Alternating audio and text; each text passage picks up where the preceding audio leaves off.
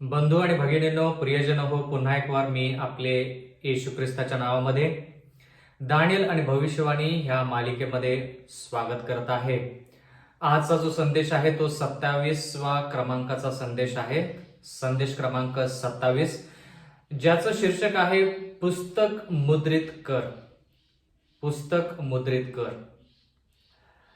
बंधू आणि भगिनींनो, देवाच्या मदतीने, पवित्र आत्म्याच्या सहाय्याने आज आपण दानियल याचा 12वा अध्याय जो आहे तो शिकणार आहोत. दानियल 1 पासून दानियल 11 पर्यंत जो प्रवास आपण केला तो देवाच्या कृपेनुसारच झालेला आहे. आणि हे असताना मी तुमचे देखील उपकार मानतो, कारण की तुम्ही तुमच्या सहयोगाद्वारे, तुमच्या ह्या ठिकाणी सामील होण्याद्वारे जे प्रोत्साहन तुम्ही मला दिलेलं आहे त्याच्याबद्दल मी तुमच्या सर्वांचे उपकार मानत आहे. आजचा जो संदेश आहे तो दानियल याचा 12वा अध्याय, शेवटचा अध्याय आहे. आणि माझी कळकळीची नागराची विनंती आहे की हा जो अध्याय हा अध्याय देखील आपल्याला शेवटच्या काळाच्या दृष्टिकोनातून अत्यंत गरजेचा आहे. आणि म्हणून जे संदेश आपण आतापर्यंत शिकलेले आहोत ते संदेश तुम्ही परत एकदा पहा. माझी कळकळीची नागराची विनंती, परत एकदा ते संदेश तुम्ही पडताळून पहा, तुम्ही त्याच्यावरती मनन करा, जेणेकरून जे चित्र असतील किंवा जे वचनं असतील ते वचनं मी परत एकदा त्या संदेशामध्ये वारंवार त्याचा वापर केलेला आहे. आणि म्हणून माझी कळकळीची नागराची विनंती की तुम्ही परत एकदा ह्या संदेशांची उजळणी केली तर आध्यात्मिकरित्या आपल्यामध्ये नक्कीच बदल घडून येईल. एवढंच नाही तर माझी विनंती आहे की आपण ते संदेश ऐकू, त्याच्यावरती मनन करूया आणि ते इतरांपर्यंत पोहोचूया. ते संदेश सर्वांसाठी आहेत, महत्वाचे आहेत, म्हणून आपण ते संदेश सर्व जगाला त्याची सुवार्ता सांगितली पाहिजे. बंधू आणि भगिनींनो, आजचा संदेश ऐकण्या अगोदर आपण प्रार्थना करूया. थोर महान सेनाधीश परमेश्वरा, आमच्या सर्वांचे उत्पन्नकर्त्या प्रभू, तू दयाळू आहेस, कृपाळू आहेस, काळजीवाहू देव आहेस. म्हणूनच परमेश्वरा तू आम्हाला ही संधी दिलेली आहेस. तुझी कदापि इच्छा नाही की तुझे लेकरं आध्यात्मिक जीवनापासून वंचित असावीत. आणि म्हणून परमेश्वरा तू जी संधी देऊ केलेली आहेस त्याच्याबद्दल आम्ही उपकार मानतो. आम्ही या संधीचा पुरेपूर फायदा घ्यावा आणि परमेश्वरा तुझ्या वचनामध्ये मंत्रमुग्ध होऊन, तुझ्या वचनांचा आस्वाद घेऊन ते वचन आमच्या आयुष्यामध्ये फलद्रूप कसं होईल हे पाहावं, म्हणून तो आम्हाला इच्छाशक्ती पुरव. मागत आहोत परमेश्वरा की आजचं हे वचन आमच्यासाठी आशीर्वादित ठरण्यासाठी मागत आहोत की पवित्र आत्म्यानं आम्हाला मार्गदर्शन करावं. जेवढ्या गोष्टी आम्ही ह्या मालिकेमध्ये, दानियल आणि भविष्यवाणी या मालिकेमध्ये शिकलेलो आहोत, त्या सर्व गोष्टी आम्हाला आठवण्यासाठी सहाय्यक मदत कर. आमच्या स्मरणशक्तीला स्पर्श कर, जेणेकरून ज्या गोष्टी आम्ही शिकत आहोत त्या दैनंदिन जीवनामध्ये वापरून आम्ही इतरांना देखील सार्वकालिक जीवनाची वाटचाल करण्यासाठी मदत करू. असंच होऊ दे. इथून पुढची वेळ आमचं सर्वस्व हे अध्ययन आम्ही तुझ्या हाती सोपवून देऊन नम्र विनंती येशूच्या नावात मागतो, म्हणून तो ऐक. आमेन. बंधू आणि भगिनींनो, जसं आपण म्हणालो की दानियल याचा 10वा अध्याय, 11वा अध्याय आणि 12वा अध्याय हे जोडून शिकलं पाहिजे. तर आज आपण दानियल याचा 12वा अध्याय शिकत आहोत. म्हणजे दानियल 10 मध्ये जो दृष्टांत हिदकेल नदीच्या तीरीवरती सुरू झाला, जो दानियलाने पाहिला, तो दृष्टांत दानियल 10, दानियल 11 आणि दानियल 12 मध्ये देखील विस्तारित झालेला आहे. म्हणजे दानियल 11 विशेष करून आपण ज्यावेळेस उत्तरेचा राजा याच्याविषयी पाहिलं, तो उत्तरेचा राजा जो आहे तो वैभवी देशामध्ये प्रवेश करेल. म्हणजे ख्रिस्ती जगामध्ये, म्हणजे ज्या वेगवेगळ्या मंडळ्या आहेत ह्या जगामध्ये, त्यांच्यामध्ये देखील शिरकाव करेल. आणि तो उत्तरेचा राजा म्हणजे आध्यात्मिक रोम.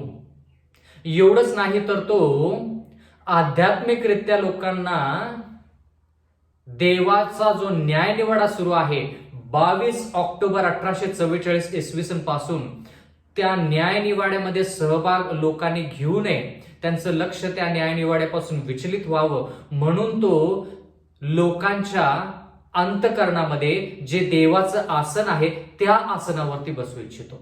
म्हणून तो वेगवेगळ्या माध्यमातून, वेगवेगळ्या त्रास संकटाद्वारे आपलं लक्ष जे आहे ते लक्ष न्यायनिवाड्याकडून काढून बाकीच्या ठिकाणी लावण्याचा प्रयत्न करत आहे. म्हणून बंधू आणि भगिनींनो, आपण त्या लहानशा शिंगाविषयी शिकलो, आपण त्या पाप पुरुषाविषयी शिकलो, आपण तो अनीतिमान जो पुरुष आहे किंवा लहानसं शिंग आध्यात्मिक रोमन कॅथलिक मंडळी तिच्याविषयी आपण शिकलो. कारण की का, सार्वकालिक जीवनामध्ये ती मंडळी, ते राष्ट्र बाधा करतं. परत एकदा पुढे जाण्या अगोदर मी तुम्हाला स्पष्ट सांगू इच्छितो की आपण लोकांच्या विरोधात नाही. देव सर्वांसाठी, येशू ख्रिस्त सर्वांसाठी आहे. येशू ख्रिस्ताने सर्वांसाठी प्राण दिलेले आहेत. आपण देखील त्या लोकांसाठी प्राण दिले पाहिजेत. पण देवाचं वचन म्हणते की त्यांची जी जीवनशैली आहे, शिक्षण आहे किंवा सिद्धांत आहेत, ते देवाच्या वचनाच्या विरोधात आहेत. देव त्या सर्व गोष्टीच्या विरोधात आहे, म्हणून आपण त्या गोष्टीच्या विरोधात आहोत. पण आपण लोकांच्या विरोधात नाही. आपण त्या लोकांसाठी देवाच्या इच्छेनुसार प्राण देखील देण्यासाठी तयार असलं पाहिजे. पण त्या लोकांना सत्यामध्ये आपण घेऊन आलं पाहिजे. म्हणजे ते पूर्ण जग असू दे किंवा रोमन कॅथलिक मंडळी असू दे किंवा कोणतीही मंडळी असू दे, जे लोक देवाच्या वचनानुसार चालत नाहीत त्यांना देवाचं वचन सांगणं हा त्यांचा हक्क आहे आणि ती आपली जबाबदारी आहे. वाटचाल करूया. या ठिकाणी दानिएल याचा 12वा अध्याय 1 वचन, त्या समयी तुझ्या लोकांचा कैवार घेणारा मोठा अधिपती जो मिखाएल तो उठेल. आता मिखाएल म्हणजे कोण? आता अधिपती हा शब्द आपण दानिएलच्या 9व्या अध्यायामध्ये वाचला. त्या ठिकाणी आपण असं वाचलं की यरुशलेमेचा जीर्णोद्धार झाल्यापासून अभिषिक्त अधिपती असा शब्द त्या ठिकाणी वाचलेला आपल्याला आठवतो. म्हणून बंधू आणि भगिनींनो, दानिएल 9:25 मध्ये आणि 25 पासून पुढे ज्यावेळेस आपण भविष्यवाण्याविषयी शिकतो त्यावेळेस त्या ठिकाणी अधिपती हा शब्द वापरला. ह्या ठिकाणी देखील अधिपती जो मिखाएल असं लिहिलेलं आहे. म्हणजे थोडक्यात दानिएल 9 मध्ये जो अधिपती आहे आणि दानिएल 12 मध्ये जो अधिपती आहे तो एकच आहे, मिखाएल. पण मिखाएल हा शब्द आपण दानिएलच्या 10व्या अध्यायामध्ये पण शिकलो आणि त्याचं वर्णन जे आहे ते वर्णन आपण प्रगटीकरणाचा 1 अध्याय आणि 13व्या वचनामध्ये वाचलं. आठवतंय का? ते जे वर्णन आहे त्या वर्णनावरून आपण दानिएल 10 मध्ये जो व्यक्ती आहे ज्या ठिकाणी लिहिले मनुष्याचा पुत्र तो येशू ख्रिस्त आहे असं आपण म्हणालो. एवढंच नाही तर दानिएल याचा 12वा अध्याय ह्या ठिकाणी मिखाएल तोच शब्द वापरलेला आहे. तो अधिपती जो आहे तो दानिएल 10 मधला जो मिखाएल आहे तोच आहे. म्हणून हा मिखाएल जो आहे तो येशू ख्रिस्त आहे असं आपण म्हटलं पाहिजे. कारण की का, मिखाएल अधिपती जो आहे तो दानिएल 10 मध्ये देखील मिखाएल असा शब्द वापरलेला आहे. म्हणजे ज्यावेळेस गब्रियल स्वर्गदूत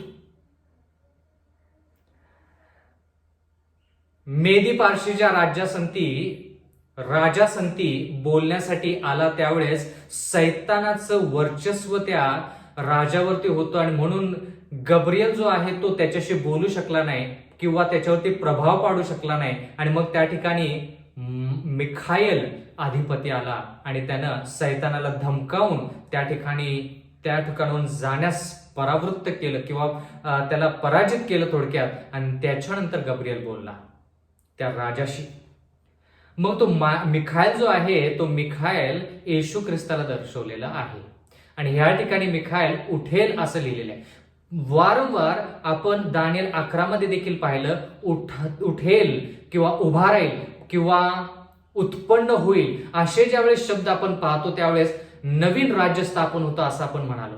तर ह्या ठिकाणी असं लिहिलंय की तो उत्तरेचा राजा ज्यावेळेस आपलं कार्य चालवेल, ज्यावेळेस न्यायसभा भरेल त्यावेळेस त्या उत्तरेचा राजा म्हणजे आध्यात्मिक रोमला त्याची सत्ता परत मिळेल आणि ती सत्ता पुन्हा गाजवायला तो सुरुवात करेल. जी गोष्ट आता सध्या होत आहे.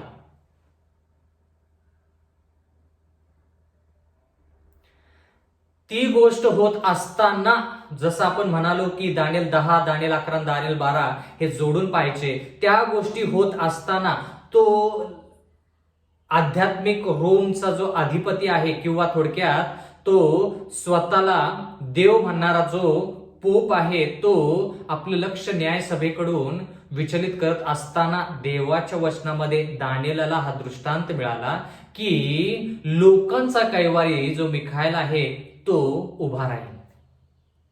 इथं असं लिहिले, कोणतेही राष्ट्र निर्माण झाल्यापासून कधीही आले नाही असे संकट त्या समयी येईल. तुझ्या लोकांपैकी ज्यांची नावे वहीत लिहिलेली आढळतील ते सर्व त्यावेळी मुक्त होतील.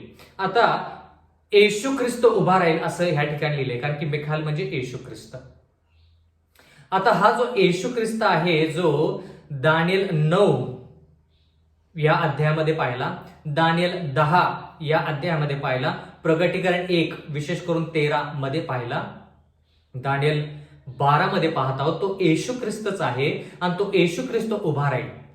आता थोडक्यात उभा राहणे म्हणजेच आपण पाहिलेलं आहे अगोदर की स्तेफनला ज्यावेळेस धोंडमार करण्यात आली त्यावेळेस प्रेषितांच्या कृत्याच्या 7व्या अध्यायामध्ये आपण पाहिलं, शेवटच्या वचनांमध्ये 54 पासून खाली आपण ज्यावेळेस आपण त्याचा अभ्यास केला त्यावेळेस आपल्याला कळालं की स्तेफन मरत असताना, त्याचे प्राण जात असताना त्यानं आकाशाकडे लक्ष दिलं आणि आकाशाकडे लक्ष दिल्यानंतर येशू ख्रिस्त पित्याच्या उजव्या बाजूला उभा आहे असं त्यानं पाहिलं. म्हणजे त्या ठिकाणी 34 इसवी सनला ज्यावेळेस स्तेफनला धोंडमार करण्यात आली त्यावेळेस त्यानं येशू ख्रिस्ताला पित्याच्या उजव्या बाजूला उभं असलेलं पाहिलं. म्हणजे काय, 34 इसवी सनला आपण पाहिलं की 70 आठवड्याची जी भविष्यवाणी आहे, 490 दिवसाची जी भविष्यवाणी आहे, 70 सप्तकाची जी भविष्यवाणी आहे ती 34 इसवी सनला पूर्ण झाली.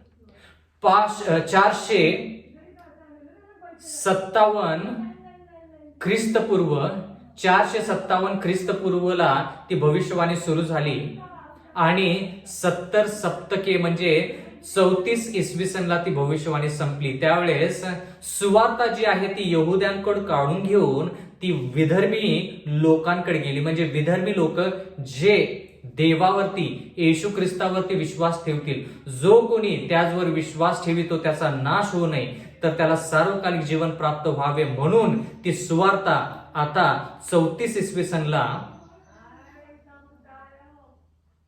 विधर्मी लोकांकडे गेली असं देवाचं वचन म्हणतं. तर त्या ठिकाणी येशू ख्रिस्त उभा राहणे म्हणजे सत्ता जी आहे ती यहुद्यांकडून, म्हणजे निवडलेले लोक फक्त यहुदीच नसून आता जे विधर्मी लोक आहेत ते देखील झालेले आहेत असा त्याचा अर्थ. म्हणजे कृपेचा काळ यहुद्यांना राष्ट्र या नात्याने तो कृपेचा काळ संपला. तसंच ह्या ठिकाणी लिहिलेलं आहे दानिएल 12:1 मध्ये की त्या समयी लोकांचा कैवारी म्हणजे न्याय निवाडा जो 22 ऑक्टोबर 1844 इसवी सनला सुरू झालेला आहे, तो न्याय निवाडा संपला की येशू ख्रिस्त उभा राहील. ह्या ठिकाणी आपण असं पाहत आहोत की न्याय निवाडा संपला की येशू ख्रिस्त उभा राहील. उभा राहील म्हणजे काय, त्या ठिकाणी कृपेचा काळ संपेल. त्या ठिकाणी कृपेचा काळ कोणाचा संपेल? पूर्ण जगाचा. कारण की न्याय निवाडा 22 ऑक्टोबर 1844 पासून कोणाचा सुरू झालेला आहे? सर्व जगाचा. मग आदमापासून सुरुवात ते शेवटच्या लेकरापर्यंत जे जन्माला येईल ते. मग तसं जर आहे तर येशू ख्रिस्त एकाच वेळेस आणि त्या क्षणाला ज्यावेळेस उभा राहील त्यावेळेस सर्व जगाचा न्यायनिवाडा झालेला असणार आहे. जसं यहुद्यांचा न्यायनिवाडा झाला 34 इसवी सन मध्ये, राष्ट्र या नात्याने देवाने ती सुवार्ता आता त्यांच्यापासून काढून घेऊन विधर्म्यांना दिली. म्हणजे कृपेचा काळ त्यांचा थोडक्यात संपला. राष्ट्र या नात्याने वैयक्तिक लोक देवाकडे यायचे, प्रायश्चित करायचे, तो भाग वेगळा. तसंच ज्यावेळेस येशू ख्रिस्त न्यायनिवाडा करून उभा राहील त्यावेळेस पूर्ण जगाचा न्यायनिवाडा होईल असं देवाचं वचन या ठिकाणी सांगत आहे. पण हा जो न्यायनिवाडा आहे तो 22 ऑक्टोबर 1844 इसवी सनला सुरू झाला.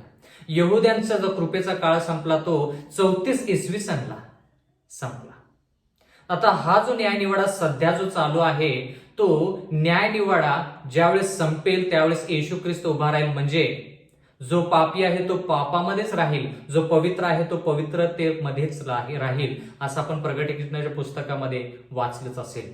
या ठिकाणी आपण पाहत आहोत कोणतेही राष्ट्र निर्माण झाल्यापासून कधी आले नाही असे संकट त्या समयी येईल. म्हणजे ज्यावेळेस न्यायनिवाडा संपतो आणि येशू ख्रिस्त त्याचं काम जे परम पवित्र स्थानामध्ये आहे, जे पवित्र करण्याचे शुद्धीकरणाचं जे काम आहे, ते काम संपल्यानंतर येशू ख्रिस्त उभा राहील.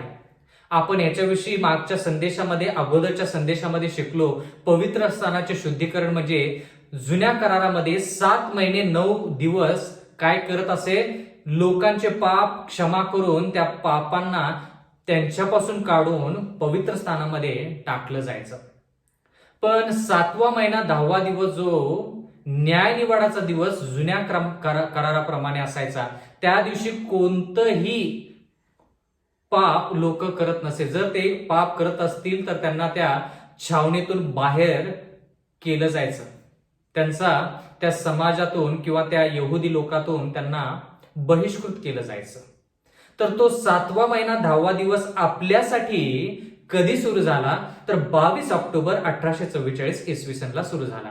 म्हणून आपण त्या वेळेपासून पाप करणं आपल्याला धोक्याचं आहे किंवा पाप करून आपल्याला चालणार नाही. पवित्र आयुष्य जगायचं आहे, कारण की का पवित्र स्थानाचे शुद्धीकरण होत आहे. आणि ज्या वेळेस त्या पवित्र स्थानाची शुद्धीकरण सुरू झाली, ज्या वेळेस ते सर्व पाप किंवा पवित्र स्थानाचे शुद्धीकरण पूर्ण होईल, सर्व न्याय पूर्ण होईल, त्यावेळेस संकटाचा समय म्हणजे 7 पिढा ज्या आहेत, त्या 7 पिढा देवाचं वचन म्हणतं की ह्या जगावरती पापी लोकांसाठी येतील. एवढंच नाही तर पुढं असं आपण पाहत आहोत, तुझ्या लोकांपैकी ज्यांची नावे वहीत लिहिलेली आढळतील ते सर्व त्यावेळी मुक्त होतील. म्हणजे ज्या लोकांची नावे जीवनाच्या पुस्तकामध्ये लिहिलेल्या आहेत, न्यायसभा ज्यावेळेस भरते त्यावेळेस वह्या उघडल्या जातात आणि त्या वह्या काय आहेत ते आपण दानिएल 7 मध्ये पाहिलेल्या आहे. त्याच्यामध्ये एक वही जीवनी पुस्तक आहे. त्या जीवनी पुस्तकामध्ये जर ज्या ज्या व्यक्तींचं नाव आहे त्या व्यक्तींची सुटका केली जाईल आणि त्या लोकांना वाचवलं जाईल, असं देवाचं वचन म्हणतं. आता रोमकरासपत्र याचा 8वा अध्याय आणि 34वा वचन वाचूया की येशू ख्रिस्त उभा राहणे म्हणजे काय. तर दंड आज्ञा करणारा कोण? रोमकरासपत्र याचा 8वा अध्याय आणि 34वा वचन. तर दंड आज्ञा करणारा कोण? जो मेला इतकेच नाही तर मेलेल्यातून उठला आहे, तो देवाच्या उजवीकडे आहे आणि जो आपल्यासाठी मध्यस्थी करत आहे तो ख्रिस्त येशू आहे. उजवीकडे पित्याच्या जो उभा आहे तो येशू ख्रिस्त आहे, तो मध्यस्थी करत आहे, असं देवाचं वचन म्हणतं. म्हणजे थोडक्यात देवाचे लोक कोण आहेत याचा न्यायनिवाडा सध्या सुरू आहे. म्हणून आपलं लक्ष न्यायनिवाड्याकडे पाहिजे. एवढंच नाही तर बंधू आणि भगिनीनो, जर आपण दानिएल याचा 12वा अध्याय 2रं वचन पाहिलं तर ह्या ठिकाणी लिहिलेलं आहे, भूमीतील मातीत निजलेल्यांचा मोठा समुदाय उठेल, कित्येक सर्वकाळचे जीवन मिळवण्यास आणि कित्येक अप्रतिष्ठा आणि सर्वकाळचा धिक्कार मिळवण्यास उठतील, असं देवाचं वचन म्हणतं. म्हणजे येशू ख्रिस्त ज्यावेळेस त्याचा न्यायनिवाडा पूर्ण होईल त्यावेळेस तो उठेल. म्हणजे थोडक्यात सर्व जगाचा कृपेचा काळ संपला.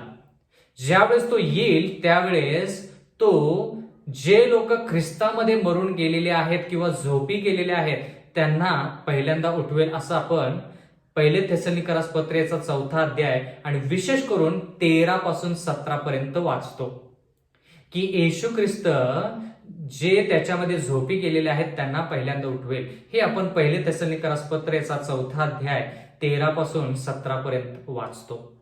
एवढंच नाही तर पुढे असं लिहिलेलं आहे की काही लोक सार्वकालिक जीवनासाठी उठणार नाही, पण त्यांचं जे पुनरुत्थान आहे ते येशू ख्रिस्ताच्या दुसऱ्या आगमनाच्या वेळेस नाही, तर येशू ख्रिस्त त्याच्यानंतर पवित्र लोकांना, त्याच्या दुसऱ्या आगमनानंतर पवित्र लोकांना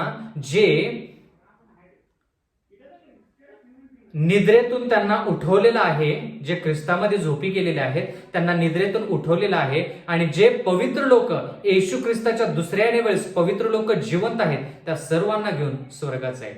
1000 वर्ष ते त्या ठिकाणी राहतील. म्हणजे त्या ठिकाणी 1000 वर्ष राहून ते सत्ता चालवतील. आणि 1000 वर्षानंतर ते ज्यावेळेस खाली येतील पवित्र नगरी यरुशलेम आणि येशू ख्रिस्त खाली येईल त्यावेळेस ते जे पापी लोक आहेत ते उठवले जातील. म्हणजे त्याला म्हणायचं दुसरं पुनरुत्थान. पहिलं पुनरुत्थान पवित्र लोकांसाठी, दुसरं पुनरुत्थान पापी लोकांसाठी. दानिएलचा 12वा अध्याय आणि 3रं वचन.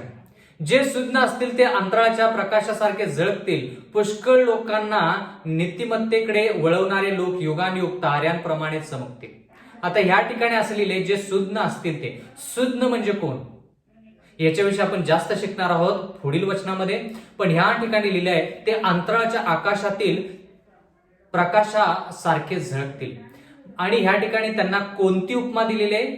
इथं लिहिलेलं आहे की जे लोक बाकीचे लोक जे अंधकारामध्ये आहेत त्यांना प्रकाशामध्ये आणतील, ते लोक जे मध्यस्थी करतील त्या लोकांना तारे असं म्हटलेलं आहे. तारा म्हणजे थोडक्यात पुढारी, तारा म्हणजे वाटाड्या. म्हणजे तारा म्हणजे जो प्रकाश लोकांना देतो आणि अंधकारातून त्यांना प्रकाशामध्ये आणतो त्याला तारा म्हटलेलं आहे. म्हणजे तारा म्हणजे जे लोक बाकीचे लोक जे अंधकारामध्ये आहेत त्यांना सत्य सांगतात. आत्ताच्या काळामध्ये जे सत्य पूर्ण जगाला माहित पाहिजे ते सत्य तुम्ही आणि मी ह्या जगाला सांगितलं पाहिजे. फक्त नोहाची गोष्ट सांगून चालणार नाही, मोशेची गोष्ट सांगून चालणार नाही. तर सध्या जे सत्य आहे ते सत्य सांगितल्यानंतर ते लोक अंधकारातून प्रकाशाकडे येतील आणि मग देव आपल्याला तारा असं म्हणेल. पुढे लिहिलेलं आहे दानिएलचा 12वा अध्याय आणि 4थं वचन. हे दानिएला, तू अंत समयापर्यंत ही वचने गुप्त ठेव व हे पुस्तक मुद्रित करून ठेव.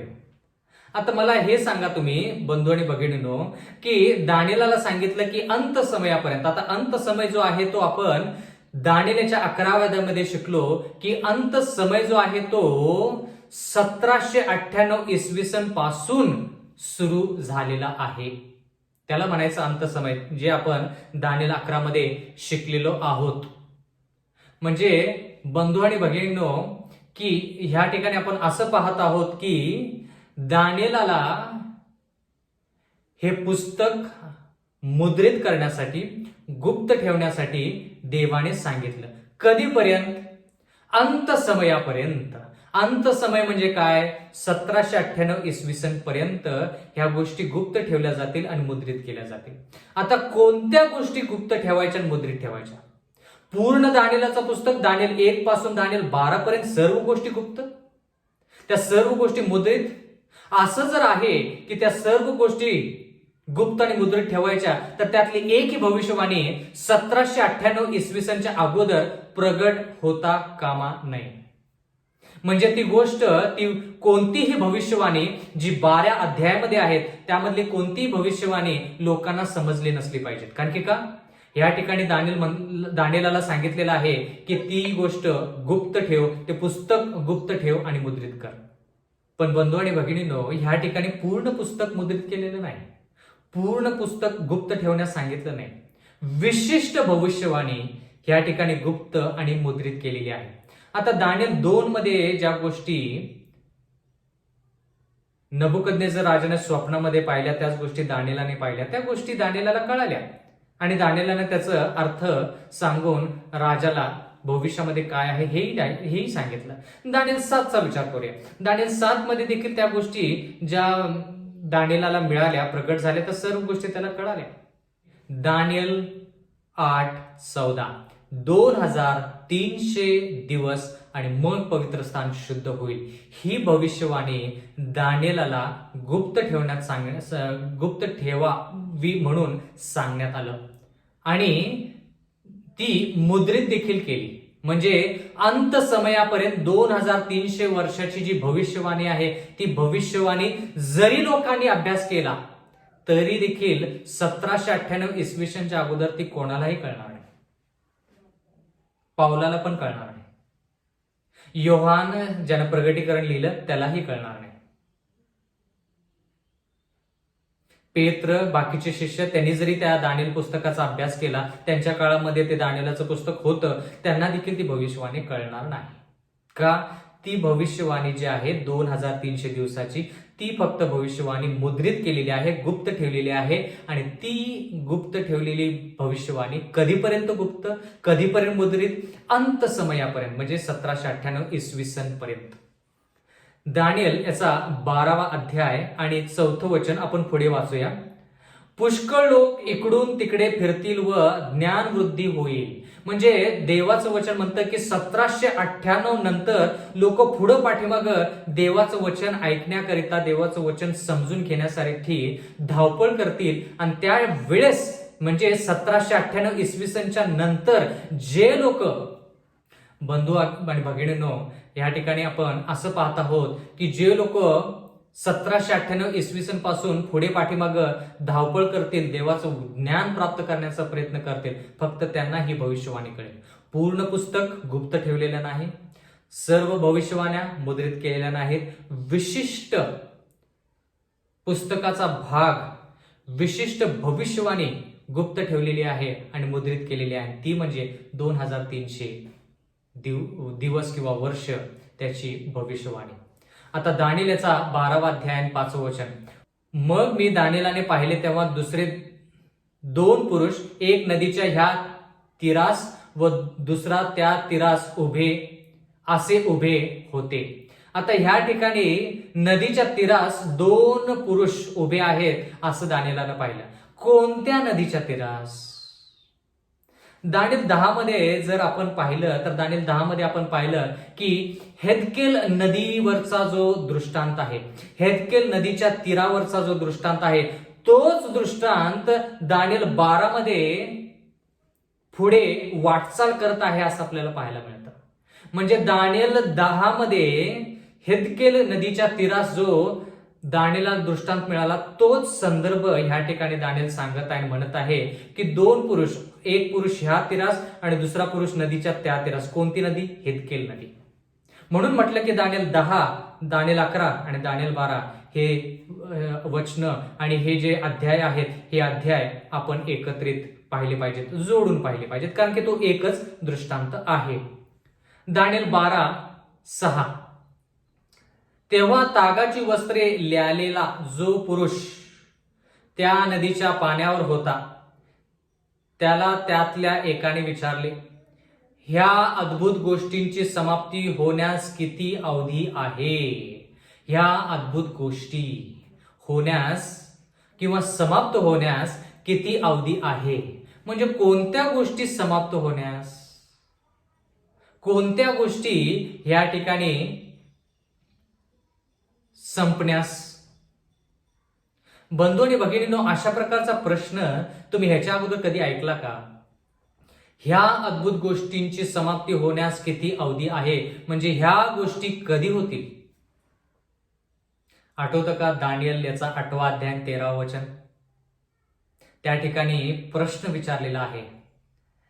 नित्याचा यज्ञ याग व विध्वंसमूल पातक, देवाचे पवित्र स्थान आणि देवाचे सैन्य म्हणजे देवाचे लोक, ह्यांना कुठपर्यंत पायाखाली तुडवले जाईल? अशा प्रकारचा जो प्रश्न आहे, ती भाषा शैली जी आहे त्या भाषेशैली सारखाच ह्या ठिकाणी प्रश्न विचारलेला आहे. ह्या अद्भुत गोष्टी समाप्त होण्यास किती अवधी आहे? त्या ठिकाणी देखील वेळ किती आहे असं विचारलेलं आहे. ह्या ठिकाणी देखील वेळ किती आहे असं विचारण्यात आलं आहे.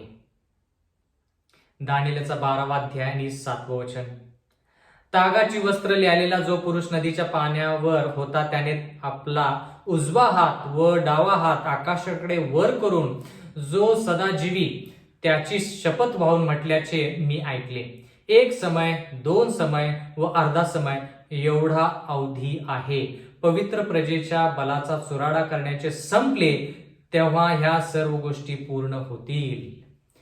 बंधू आणि भगिनींनो, दानिएल 11 मध्ये आपण असं पाहिलेलं आहे की ते आध्यात्मिक रोम जे आहे ते पवित्र जनास जेर करतं.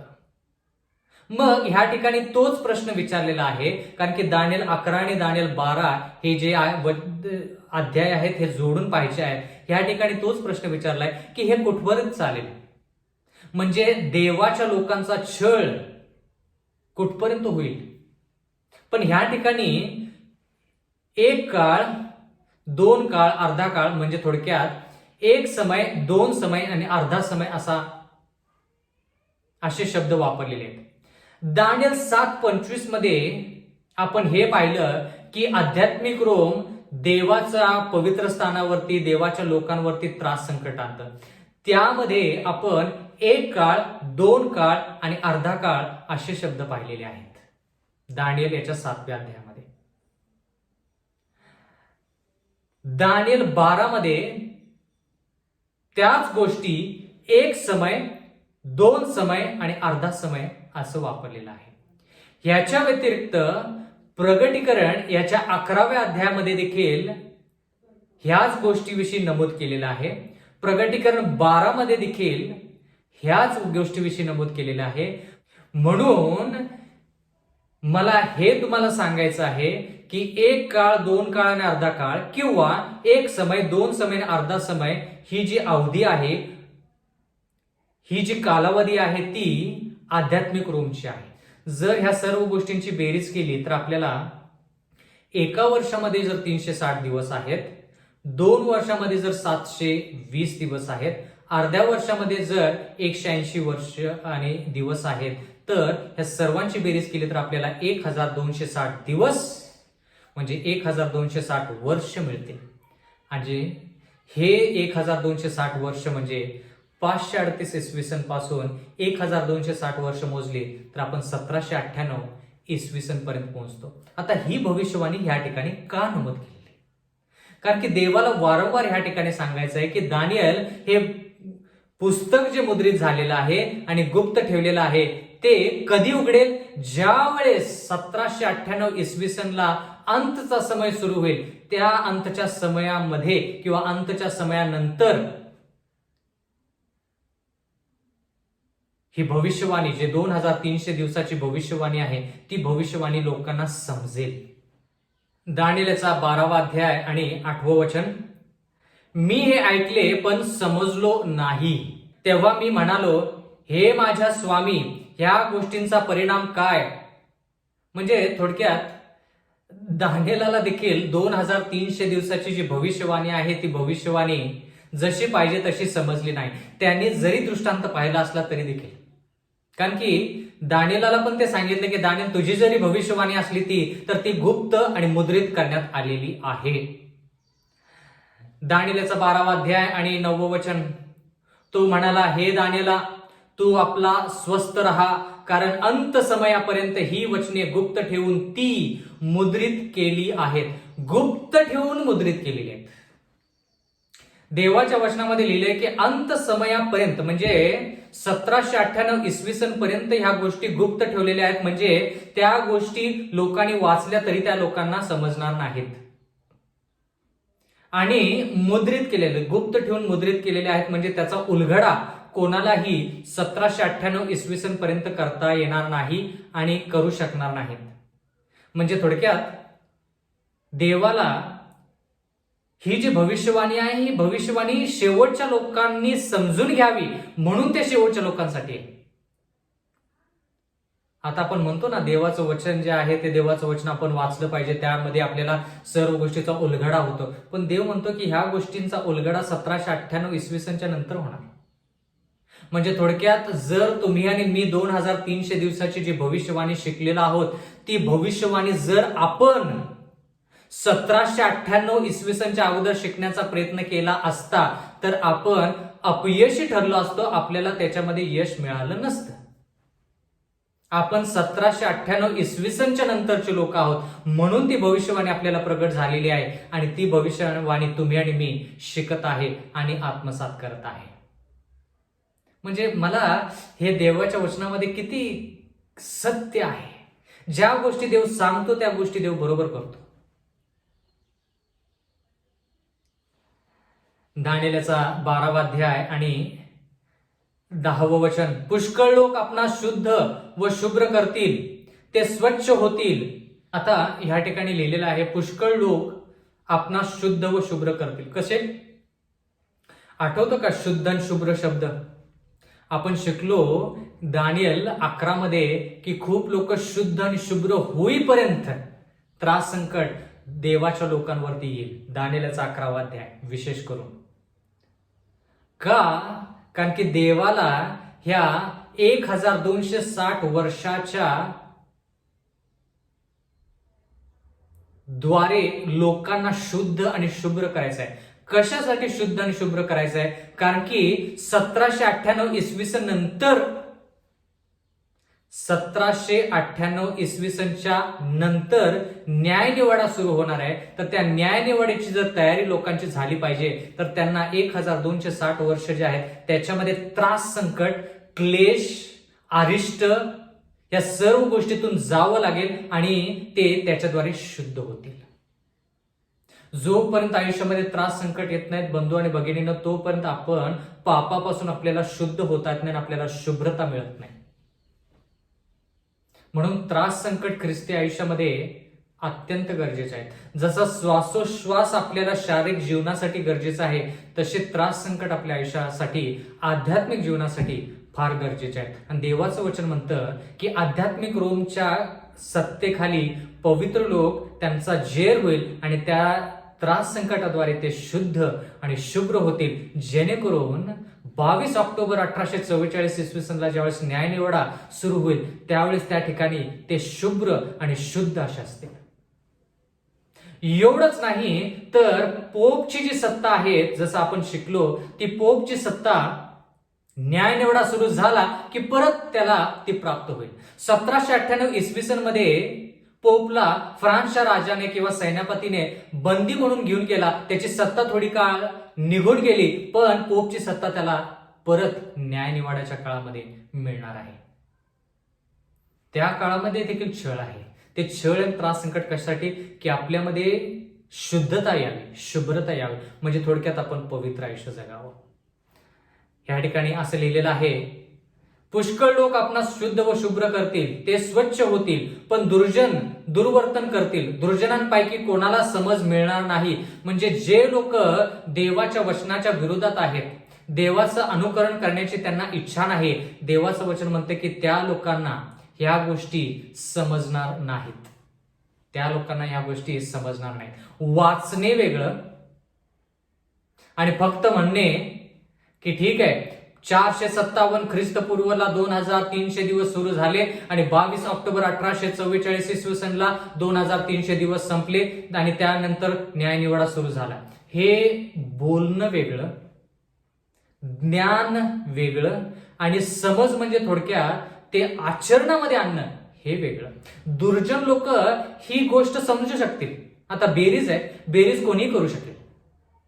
कोणी म्हणेल की ठीक आहे 22 ऑक्टोबर 1844 इसवी सनला न्यायनिवाडा सुरू झाला, पण ह्या ठिकाणी लिहिले त्यांना समजणार नाही. म्हणजे थोडक्यात त्यामध्ये खोली काय आहे, त्याचं तथ्य काय आहे, त्याच्यामध्ये अर्थ काय आहे, त्या किती गोष्टी महत्वाच्या आहेत, त्याच्याद्वारे आयुष्य पवित्र झालं पाहिजे. आणि खऱ्या अर्थानं आयुष्य पवित्र जो पण होत नाही त्या तोपर्यंत आपण या गोष्टी आपल्याला समजल्यात असं आपण म्हणू शकत नाही. म्हणजे थोडक्यात ज्ञानाने जरी आपल्याला गोष्टी समजल्या तर आध्यात्मिकरित्या त्या गोष्टी आपण आचरणामध्ये आणल्या पाहिजेत, मग आपण समंजस आहोत असं आपण म्हणू शकतो. पण जे सुज्ञ आहेत त्यांना तो प्राप्त होईल. जे सुज्ञ, आपण हा शब्द सुज्ञ अगोदरच्या वचनामध्ये देखील वाचला, त्यावेळेस आपण काय म्हणालो की सुज्ञ ह्याविषयी आपण शिकणार आहोत. आता सुज्ञ म्हणजे काय? कारण देव म्हणतो जे लोक सुज्ञ आहेत त्यांना ते कळेल, त्या गोष्टींचा ते फायदा करून घेतील. म्हणजे 2300 दिवसाची जी भविष्यवाणी आहे ती सुज्ञ लोकांना कळेल. आता कळालं का की सेव्हन्थ डे ऍडव्हेंटिस्ट मंडळी शिवाय कोणत्याही मंडळीला 2300 वर्षाची भविष्यवाणी बरोबर सांगता येत नाही. स्तोत्रसंहिता 111 त्याचं 10वं वचन. सुज्ञ म्हणजे कोण? परमेश्वराचे भय ज्ञानाचा आरंभ होय. त्याप्रमाणे जे वर्ततात त्या सर्वांना सुबुद्धी प्राप्त होते, त्यांचे स्तवन सर्व काळ चालते. परमेश्वराचे भय ज्ञानाचा प्रारंभ होय. ज्ञानाचा प्रारंभ म्हणजे सुज्ञतेचा प्रारंभ होय. परमेश्वराचे भय धरणे म्हणजे परमेश्वराच्या आज्ञेत राहणे, पवित्र आयुष्य जगणे. जे लोक हे करतील त्या ठिकाणी देवाचं वचन म्हणतं की तो ज्ञानाचा प्रारंभ आहे, म्हणजे सुज्ञतेचा प्रारंभ आहे. म्हणजे लोकांना सुज्ञता येईल, लोक सुज्ञ होतील. दानिएलचा 12वा अध्याय आणि 11 वचन. नित्याचे बलिहवन बंद होईल व विध्वंसमूलक अमंगलाची स्थापना होईल, तेव्हापासून 1290 दिवस लोटतील. आता 1290 दिवसाविषयी लिहिलेलं आहे. पण ह्या ठिकाणी दानिएल 12चा मुद्दा काय आहे? दानिएलच्या 12व्या अध्यायाचा मुद्दा हा आहे की अंतसमयापर्यंत, एक समय, दोन समय, अर्धा समय संपल्यानंतर, म्हणजे देवाला 1798 इसवी सन ही तारीख जरा ठळक करायची. कारण की का, त्या काळानंतर दानिएल तुझ्या प्रश्नाचं उत्तर तुला मिळेल. म्हणजे दानिएला तुझी जी इच्छा आहे ती इच्छा पूर्ण होईल. म्हणजे 2300 दिवसाची जी भविष्यवाणी आहे ती भविष्यवाणी 1798 इसवी सनच्या नंतर प्रगट होईल. म्हणून वारंवार देव ह्या ठिकाणी 1798 इसवी सन ह्या तारखेकडे आपलं लक्ष लावत आहे. आता ह्या ठिकाणी लिहिलंय नित्याचे बलिहवन बंद होईल, म्हणजे नित्याचा यज्ञ याग. दानिएल याचा 8वा अध्याय 13 वचन. नित्याचं बलिहवन बंद होईल, विश्वासाचा त्याग होईल, असं पाऊल त्याच्या पुस्तकामध्ये लिहितो. त्याच्याविषयी पण आपण पाहिलं. विश्वासाचा त्याग होईल आणि मग अनितिमान पुरुष किंवा पापाचा पुरुष प्रगट होईल, असं आपण मागील संदेशामध्ये शिकलेलो आहोत. तेच विश्वासाचा त्याग किंवा नित्याचा यज्ञयाग, आणि ह्या ठिकाणी नित्याचे बलिहवन बंद होईल. म्हणजे विधर्मी रोम जे आहे, विधर्मी रोमला ह्या उपमा आहेत, ह्या विधर्मी रोमला काढून नेण्यात येईल किंवा विधर्मी रोम निघून जाईल व विध्वंस मूलक अमंगलाची स्थापना होईल. विध्वंस मूलक म्हणजे काय? विध्वंस मूलक पातक हा शब्द आपण दानिएल 8:13 मध्ये वाचला. विध्वंस मूलक पातक. आता हे विध्वंस मूलक पातक म्हणजे अनितिमान पुरुष, पाप पुरुष किंवा विरोधी, लहानसं शिंग, आध्यात्मिक रोम, पोपची सत्ता, रोमन कॅथलिक मंडळी. विध्वंस मूलक अमंगलाची स्थापना होईल म्हणजे आध्यात्मिक रोम स्थापित होईल. आता जरा लक्ष द्या, या ठिकाणी आपल्याला दोन गोष्टी आहेत. विधर्मी रोम जातं ही एक गोष्ट आणि आध्यात्मिक रोम येतं ही एक गोष्ट. आध्यात्मिक रोमची स्थापना आपल्या सर्वांनाच माहिती आहे 538 इसवी सन. पण ह्या ठिकाणी असं लिहिलं नाही की विध्वंसमूलक अमंगळाची स्थापना होईल तेव्हापासून, पण असंही लिहिलंय की नित्याचे बलिहवन बंद झालं पाहिजे. म्हणजे दोन्ही गोष्टी या ठिकाणी लिहिलेल्या आहेत. आता जरा लक्ष द्या. देवाच्या वचनामध्ये आपण असं पाहत आहोत, नित्याचं बलिहवन जर बंद झालं तर ते कधी? म्हणजे थोडक्यात पूर्णपणे जर आपण विधर्मी रोमची कारकीर्द पाहिली तर आपण आतापर्यंत म्हणालो 168 ख्रिस्तपूर्व विधर्मी रोम, 168 ख्रिस्तपूर्व ते 476 इसवी सन पर्यंत, बरोबर का? पण खऱ्या अर्थानं नित्य बलिहवन जे बंद झालं ते कधी? 508 इसवी सनला. 476 नंतर 476 इसवी सन नंतर संख्या वाढत जाते. म्हणून आपण त्या ठिकाणी असं म्हणू शकतो की नित्याचं बलिहवन बंद खऱ्या अर्थानं कधी झालं? 508 इसवी सन मध्ये. म्हणजे थोडक्यात लहानसं शिंग दानिएल 7 मध्ये आपण पाहिलं, ते 10 शिंगातून लहानसं शिंग वर येताना त्यानं 3 शिंगांना पराजित केलं, 3 राष्ट्रांचा समूळ नाश केला. तर ते तिसरं राष्ट्र जे आहे ते तिसरं राष्ट्र आणि त्याचा समूळ नाश जो झाला आणि नित्य म्हणजे विधर्मी रोम निघून गेलं, त्याची जर तारीख पाहिली आपण तर 508 इसवी सन ही तारीख आपण पहिल्यांदा पाहत आहोत. आतापर्यंत आपण विधर्मी रोमची तारीख म्हणालो 168 ख्रिस्तपूर्व ते 476 इसवी सन.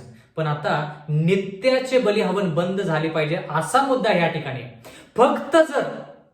फक्त जर विध्वंसमूलक अमंगळाची स्थापना होईल तेव्हापासून जर असतं, एवढंच जर असतं, तर मग आपण 538 इसवी सन ही तारीख जम्यात धरली असती. पण इथं नित्याचे बली हवन बंद झाले पाहिजे असं लिहिलंय. म्हणून ते नित्याचे बली हवन बंद कधी झाले तर 508 इसवी सन. 508 इसवी सन 508 इसवी सन पासून 538 इसवी सन म्हणजे 30 वर्ष.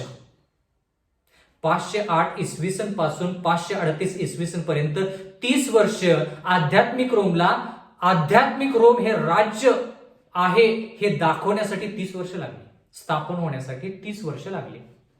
म्हणून आपण तारीख 538 इसवी सन न घेता 508 इसवी सन घेतो. कारण की का नित्याचे बली हवन बंद होईल ती एक तारीख व विध्वंसमूलक अमंगळाची स्थापना होईल ती एक तारीख. तेव्हापासून म्हणजे ह्या 2 तारखा आहेत. आता ह्या तारखेपासून घ्यायचं की ह्या तारखेपासून घ्यायचं, म्हणून आपण नित्याचे बली हवन हा मुद्दा ह्या ठिकाणी आलेला आहे. म्हणून 508 इसवी सन पासून जर आपण 1290 दिवस 1290 दिवस म्हणजे 1290 वर्ष जर मोजली तर आपण 1798 इसवी सन पर्यंत पोहोचतो. 508 इसवी सन पासून 1290 दिवस जर त्याच्यामध्ये जर बेरीज केली तर आपण 1798 इसवी सन पर्यंत पोहोचतो. दानिएलचा 12वा अध्याय आणि 12वे वचन. जो धीर धरून 1335 दिवसांची अखेर पाहिल तो धन्य. जो धीर धरून म्हणजे त्याच्यामध्ये विश्वास आहे, तो देवावरती अवलंबून आहे आणि म्हणून तो धीर धरून 1335 दिवसांची अखेर पाहिल तो धन्य. आता 1335 दिवसाची भविष्यवाणी पण ह्या ठिकाणी आहे. आता 1335 दिवसाची भविष्यवाणी झाली सुरू कधी सुरू झाली? बंधू आणि भगिनींनो, ह्या ठिकाणी आपल्याला एकच सुरुवात पाहायला मिळत आहे दानिएलच्या 12व्या अध्यायामध्ये. मग ती 1290 दिवसाची भविष्यवाणी असू दे किंवा 1335 दिवसाची भविष्यवाणी असू दे, इथं लिहिलंय नित्याचे बली हवन बंद होईल व विध्वंसमूलक अमंगळाची स्थापना होईल म्हणजे दानिएल 12:11 मध्ये. तेव्हापासून, आता पासून म्हटल्यानंतर सुरुवात. आता दोन्ही भविष्यवाण्यांची सुरुवात आपल्याला एकच मिळालेली आहे, कारण की दुसरी सुरुवातच या ठिकाणी नमूद केलेली नाही. म्हणून 1290 दिवसाची भविष्यवाणी जरी असली आणि 1335 ची भविष्यवाणी जरी असली तर त्याची सुरुवात एकच 508 इसवी सन. 508 इसवी सन 508 इसवी सन अधिक 1335 जर आपण मोजलं तर 1843 इसवी सन मध्ये आपण पोहोचतो. 1843 इसवी सन पर्यंत आपण पोहोचतो. आतापर्यंत आपण महत्वाचा टप्पा पाहिला 22 ऑक्टोबर 1844 इसवी सन. पण 1335 कुठं समाप्त होते? 1843 इसवी सन मध्ये. म्हणजे 1843 इसवी सनला काय झालं? बंधू आणि भगिनींनो, सुवार्ता सांगण्यात आली की येशू ख्रिस्त लवकर ह्या भूतलावरती येणार आहे. म्हणजे थोडक्यात त्यांना असं सांगायचं होतं की जवळपास 1 वर्षामध्येच म्हणजे 1844 मध्ये येशू ख्रिस्त या भूतलावरती येणार आहे. पण 1844 इसवी सनला येशू ख्रिस्त या भूतलावरती आला नाही. म्हणून त्या लोकांनी परत दानिएल 8:14 ची जी भविष्यवाणी आहे, 2300 दिवसाची जी भविष्यवाणी आहे, त्या भविष्यवाणीचा परत अभ्यास केला आणि त्या अभ्यास केल्यानंतर ते आशीर्वादित झाले आणि त्यांना कळालं की येशू ख्रिस्त 22 ऑक्टोबर 1844 इसवी सनला ह्या पृथ्वीवर येणार नाही, तर पवित्र स्थानातून परम पवित्र स्थानामध्ये पवित्र स्थानाचे शुद्धीकरण करण्यासाठी, न्यायनिवाडा करण्यासाठी तो परम पवित्र स्थानामध्ये जाणार आहे. या भूतलावरती येणार नाही. हे त्यांना कधी कळालं? 1844 मध्ये ज्यावेळेस येशू ख्रिस्त त्यांच्या अभ्यासाप्रमाणे आला नाही, त्यावेळेस त्यांनी भविष्यवाणी परत त्यांनी शिकली आणि शिकल्यानंतर त्यांना कळालं की येशू ख्रिस्त 22 ऑक्टोबर 1844ला या भूतलावरती येणार नाही. कारण की का, तो पवित्र स्थानातून परम पवित्र स्थानामध्ये पवित्र स्थानाचे शुद्धीकरण करण्यासाठी, न्यायनिवाडा करण्यासाठी तो पवित्र स्थानातून परम पवित्र स्थानामध्ये गेलेला आहे. पण देवाचं वचन म्हणतं की हे लोक धन्य. का धन्य? कारण की जरी निराशा त्यांच्यामध्ये आली की बाबा येशू ख्रिस्त आला नाही, येशू ख्रिस्त आला नाही, आम्ही वाट पाहिली, तरी देखील त्यांच्यासाठी धन्य. का? कारण की त्यांना ते 2300 दिवसाची जी भविष्यवाणी आहे ती स्पष्टपणे व्यवस्थित जशी कळायला पाहिजे तशी कळाली. कधी? निराशा झाल्यानंतर कळाली. म्हणजे बंधू आणि भगिनींनो, जरा तर लक्ष द्या. ह्या ठिकाणी लिहिले आहे, जो धीर धरून 1335 दिवसांची अखेर पाहिल तो धन्य. म्हणजे काय? 22 ऑक्टोबर 1844 ही शेवटची तारीख आपण पाहिली. 1843 तारीख त्याच्या अगोदरची, 1798 इसवी सन त्याच्या अगोदरची, 538 तारीख त्याच्या अगोदरची, 508 इसवी सन त्याच्या अगोदर, 476 इसवी सन त्याच्या अगोदर, सर्व तारखा त्याच्या अगोदरच्या आहेत. 1844, 22 ऑक्टोबर 1844 नंतर तुम्हाला पवित्र शास्त्रामध्ये उत्पत्तीपासून प्रगटीकरणापर्यंत एकही तारीख तुम्हाला पाहायला मिळणार नाही. कोणतीच तारीख तुम्हाला पाहायला मिळणार नाही. मग 1844 पासून काय काय भविष्यवाण्या ज्या आहेत त्या नमूद केलेल्या आहेत प्रगटीकरणाच्या पुस्तकामध्ये, पण त्या तारखेनुसार नाही आहेत. कळालं का मुद्दा? तारखेनुसार नाही आहेत. आता 1844, 22 ऑक्टोबर 1844 पासून आपण खूप अशा भविष्यवाण्या पाहत आहोत. शेवटच्या काळातल्या भविष्यवाण्या, पोपची सत्ता येणार, ह्या सर्व गोष्टी या भविष्यवाण्या आहेत. 7 पिढा ही भविष्यवाणी आहे. येशू ख्रिस्त येणार ही भविष्यवाणी आहे. मग न्यायनिवाडा ही भविष्यवाणी. पण 22 ऑक्टोबर 1844 ही जशी तारीख आहे तशी तारीख आध्यात्मिक रोम राष्ट्रीय रविवारचा नियम कधी काढेल तारीख नाही माहिती. 7 पिढा सुरू होणार तारीख माहित नाही. येशू ख्रिस्त उठेल आणि ह्या कृपेचा काळ जो पूर्ण जगासाठी आहे तो कृपेचा काळ संपेल तारीख माहित नाही. जरी भविष्यवाण्या असल्या तर त्या भविष्यवाण्यात कोणत्या तारखेला पूर्ण होणार आहेत ती तारीख आपल्याला देवाच्या वचनामध्ये माहित नाही. म्हणून शेवटची तारीख जी आहे ती 22 ऑक्टोबर 1844 इसवी सन आहे. त्याच्यानंतर भविष्यवाण्या जरी झाल्या तर त्या तारखेनुसार नाहीत. कारण की का, येशू ख्रिस्त त्याच्यानंतर फार लवकर येणार आहे असं देवाचं वचन म्हणतं. कळालं का? महत्वाचा मुद्दा आहे. बंधू आणि भगिनींनो, देवाला या ठिकाणी हेच सांगायचं आहे की आपण शेवटच्या काळामध्ये आहोत आणि आपलं लक्ष भविष्यवाण्या आपण कितीही शिकू दे, आपलं लक्ष येशू ख्रिस्ताकडे पाहिजे. येशू ख्रिस्ताशिवाय सत ना गत. या सर्व भविष्यवाणी येशू ख्रिस्ताने कशासाठी सांगितल्या? आपल्याला इतिहासाची माहिती व्हावी म्हणून फक्त. पण त्या इतिहासाची माहिती फक्त आपण जाणून न घेता न्यायनिवाड्याकडे लक्ष पाहिजे. आणि म्हणून देवानं आपल्याला ह्या न्यायनिवाड्यामध्ये शारीरिकरित्या तंदुरुस्त राहण्यासाठी, मानसिकरित्या तरबेज राहण्यासाठी, आध्यात्मिकरित्या पवित्र राहण्यासाठी आपल्याला तो मदत करत आहे. या भविष्यवाण्या शिकण्यापाठीमागं एकच उद्देश, एकाही व्यक्तीचा नाश होऊ नये तर सर्वांना सार्वकालिक जीवन प्राप्त व्हावे, ही देवाची इच्छा आहे.